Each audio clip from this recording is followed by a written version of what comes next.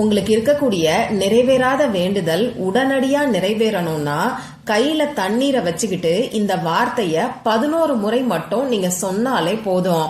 நிச்சயமா நீங்க நினைச்ச காரியம் 11 நாட்களுக்குள்ள நிறைவேறும். இது என்ன வார்த்தைன்னு தெரிஞ்சுக்கணுமா? வாங்க இந்த வீடியோல நாம தெரிஞ்சுக்கலாம். வரகி பக்தர்கள் அனைவருக்கும் வணக்கம். இது நம்ம ஆதிவராகி யூடியூப் சேனல். வரகி அன்னையோட அருள் பரிபூரணமா எல்லாருக்குமே கிடைக்கணும்னு மனசார பிரார்த்தனை செஞ்சுக்கிட்டு நாம இந்த பதிவை ஆரம்பிக்கலாம். இன்னைக்கு பிப்ரவரி மாசம் 26ஆம் தேதி திங்கட்கிழமை. இந்த திங்கட்கிழமை பாத்தீங்கன்னா சந்திர பகவான் மற்றும் சிவபெருமானோட வழிபாட்டுக்கு உகந்த நாள்.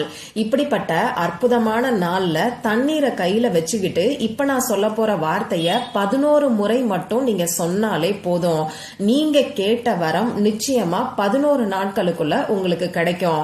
இந்த வீடியோல பூஜை இல்லாத வழிபாடு இல்லாத ஒரு முறையை பத்தி தான் நான் உங்களுக்கு சொல்ல போறேன். தினமும் அந்தந்த நாளுக்கு செய்ய வேண்டிய வழிபாடுகளை எளிமையான முறையில நாம தொடர்ந்து பாத்துக்கிட்டு இருக்கோம். அந்த வகையில இன்னைக்கு நமக்கு திங்கட்கிழமை. இந்த நாள்ல செய்ய வேண்டிய ரொம்ப ரொம்ப எளிமையான அதே சமயம் சக்தி வாய்ந்த ஒரு பரிகாரத்தை தான் இப்ப நான் உங்களுக்கு சொல்ல போறேன். இந்த பரிகாரத்தை நீங்க தொடர்ந்து 11 நாட்களுக்கு செய்யணும். ஆரம்பிக்கிறது இன்னைக்கு திங்கட்கிழமை அன்னைக்கு ஆரம்பிங்க. தொடர்ந்து எந்த விதமான பிரேக்கும் இல்லாம 11 நாட்களுக்கு நீங்க செய்யணும். நமக்கு எந்த விதமான கட்டுப்பாடுகளுமே இல்லைங்கறனால எந்த இடத்துல இருந்து வேணாலும் இந்த பரிகாரத்தை நீங்க செய்யலாம். உங்க வீட்ல இருந்து, ஆபீஸ்ல இருந்து, நீங்க டிராவல் பண்ணக்கூடிய சமயத்துல, உங்க சொந்தக்காரங்களோட வீட்ல இருந்து, இப்படி எங்க இருந்து வேணாலும் செய்யலாம். அதனால தொடர்ந்து 11 நாட்களுக்கு பிரேக் இல்லாம செய்யறதுக்கு பாருங்க. இப்படி தொடர்ந்து நம்பிக்கையோட 11 நாட்களுக்கு செய்யும் போது நிச்சயமா உங்க வேண்டுதல் இந்த 11 நாட்களுக்குள்ளேயே நிறைவேறும். ஆண்கள் பெண்கள் யாரு வேணாலும் இந்த பரிகாரத்தை செய்யலாம். பிறப்பு தீட்டு இறப்பு தீட்டு இருக்கிறவங்களும் செய்யலாம். பெண்களுக்கு மாதவிடாய் சமயமா இருந்தாலும் தாராளமா செய்யலாம். அசைவம் சாப்பிட்டதுக்கு அப்புறமாவும் இந்த பரிகாரத்தை நீங்க செய்யலாம். இந்த பரிகாரத்தை இன்னைக்கு ஆரம்பிக்கணும்னு சொல்லி நான் உங்களுக்கு சொல்லியிருக்கேன்.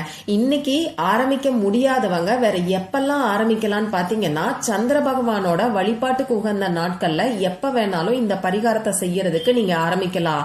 அதாவது ஒவ்வொரு வாரமும் வரக்கூடிய திங்கட்கிழமை நாள்ல ஆரம்பிக்கலாம். அதே மாதிரி பௌர்ணமி நாட்கள், 3ஆம் பிறை தரிசனம் வரக்கூடிய நாட்கள்லயும் இந்த பரிகாரத்தை நீங்க செய்யறதுக்கு ஆரம்பிக்கலாம். ஒரே ஒரு வேண்டுதலுக்காக மட்டும்தான் இந்த பரிகாரத்தை நீங்க செய்யணும்.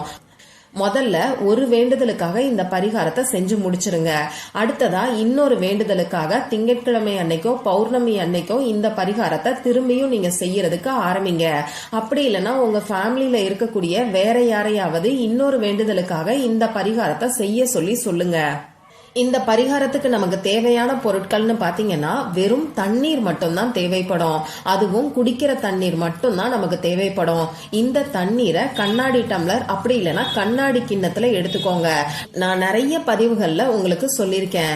இந்த கண்ணாடி பாத்தீங்கன்னா பஞ்சபூத தத்துவத்துல மண் தத்துவத்தால ஆனது. அடுத்ததா நாம தண்ணீரை வச்சுதான் இந்த பரிகாரத்தை செய்ய போறோம். சந்திர பகவானுக்கு உகந்ததுதான் இந்த தண்ணீர். அந்த வகையில சந்திர பகவானோட வழிபாட்டுக்கு உகந்த நாள்ல சந்திர பகவானோட பரிபூர்ணமான அருள் நமக்கு கிடைக்கிறதுக்காக தண்ணீரை வச்சு இந்த பரிகாரத்தை செய்ய போறோம். அடுத்ததா பாத்தீங்கன்னா இந்த தண்ணீரும் பஞ்சபூத தத்துவத்துல ஒண்ணு. தண்ணீருக்கு நிறையவே மெமரி பவர் இருக்கு. நாம சொல்லக்கூடிய, நாம நினைக்கக்கூடிய விஷயங்களை ஈர்த்துக்க கூடிய தன்மை அதிகமாவே இருக்கு. இத அறிவியல் பூர்வமா நிரூபிச்சிருக்கிறாங்க. இந்த உலகம் ஃபுல்லா 70% தண்ணீர் தான் இருக்கு.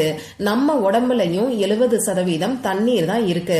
இப்படிப்பட்ட தண்ணீரை வச்சு செய்யக்கூடிய இந்த பரிகாரம் நிச்சயமா எல்லாருக்குமே கை மேல பலன் கிடைக்கும். தண்ணீர் நம்ம எல்லாருக்குமே கிடைக்கிறதுனால அதோட அருமை என்னன்னு நம்ம யாரும் உணர்றது கிடையாது. தண்ணீரை வச்சு இந்த பரிகாரத்தை நீங்க செஞ்சு பாத்தீங்கன்னா நீங்களே உணருவீங்க. சரி, இப்ப இந்த பரிகாரத்தை எந்த நேரத்துல செய்யணும்னு நான் உங்களுக்கு சொல்றேன். எந்த டைம்ல வேணாலும் இந்த பரிகாரத்தை நீங்க செய்யலாம். இன்னைக்கு எந்த டைம்ல இந்த பரிகாரத்தை நீங்க செய்ய ஆரம்பிக்கிறீங்களோ அதே நேரத்துக்கு 11 நாட்களுக்கும் தொடர்ந்து நீங்க செய்யுங்க. சாயங்காலம் 6 மணிக்கு செய்யறீங்கன்னா தொடர்ந்து 11 நாட்களுக்கு சாயங்காலம் 6 மணிக்கு செய்யுங்க.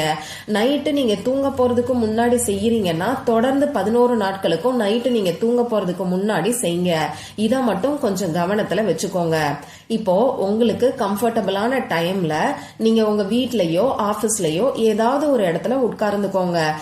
முடிஞ்ச அளவுக்கு எந்த ஒரு சத்தமும் இல்லாம அமைதியான இடத்துல உட்கார்ந்துகிட்டு இந்த பரிகாரத்தை செய்யறதுக்கு பாருங்க.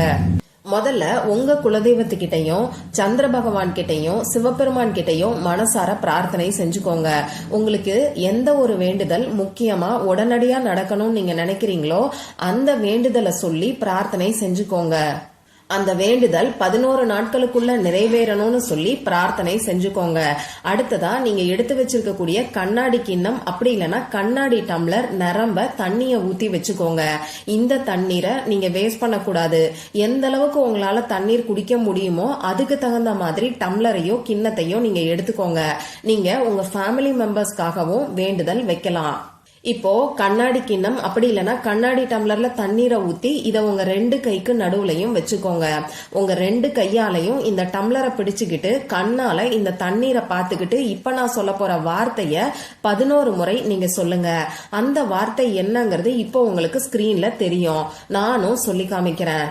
சம்பூரணம், சம்பூரணம், சம்பூரணம். இந்த சம்பூரணம்ங்கிறது ஒரு ஸ்விட்ச் வேர்டு. இந்த ஸ்விட்ச் வேர்டை நீங்க வாய் விட்டும் சொல்லலாம், மனசுக்குள்ளேயும் சொல்லலாம். எந்த அளவுக்கு திரும்ப திரும்ப இந்த ஸ்விட்ச் வேர்டை நீங்க யூஸ் பண்றீங்களோ அந்த அளவுக்கு உங்க வாழ்க்கை முழுமையடையும்.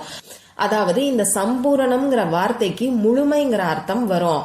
சரி, இப்படி உங்க வேண்டுதலை மனசுல நினைச்சுக்கிட்டு உங்க கண்ணால தண்ணீரை பார்த்துக்கிட்டு இந்த சம்பூரணம்ங்கிற வார்த்தைய 11 முறை நீங்க சொல்லுங்க. இப்படி சொன்னதுக்கு அப்புறமா அந்த தண்ணீரை நீங்க குடிச்சிருங்க. உங்க ஃபேமிலி மெம்பர்ஸ்க்காக நீங்க வேண்டுதல் வச்சிருக்கிறீங்கன்னா அவங்க கிட்ட இந்த தண்ணியை கொடுத்து நீங்க குடிக்க சொல்லுங்க. சப்போஸ் அவங்க வேற எங்கேயாவது வெளியூர்ல இருக்காங்கன்னா இந்த தண்ணீரை அவங்கள மனசுல நினைச்சுக்கிட்டே நீங்க குடிங்க. இந்த மாதிரி தொடர்ந்து 11 நாட்களுக்கு நீங்க செய்யணும். எந்த விதமான கட்டுப்பாடுகளும் இல்லைங்கறனால நமக்கு பிரேக் எடுக்க வேண்டிய அவசியம் இருக்காது. ஒரே ஒரு விஷயம் நீங்க ஞாபகமா வச்சு செய்யணும். அதே மாதிரி தொடர்ந்து 11 நாட்களுக்கும் ஒரே டைம் நீங்க ஃபாலோ பண்ணிக்கோங்க. நேரத்தை முன்ன பின்ன மாத்த வேண்டாம். அதனால இந்த 11 நாட்களுக்கும் எந்த டைம் உங்களுக்கு கம்ஃபர்டபுளா இருக்குமோ அந்த டைம்ல நீங்க செய்யறதுக்கு ஆரம்பிங்க.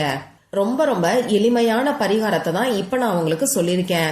அதுவும் செலவே இல்லாத பரிகாரத்தை நான் உங்களுக்கு சொல்லியிருக்கேன்.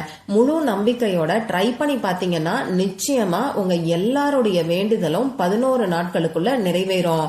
ட்ரை பண்ணி பார்த்துட்டு மறக்காம எனக்கு ரிசல்ட்டை ஷேர் பண்ணுங்க.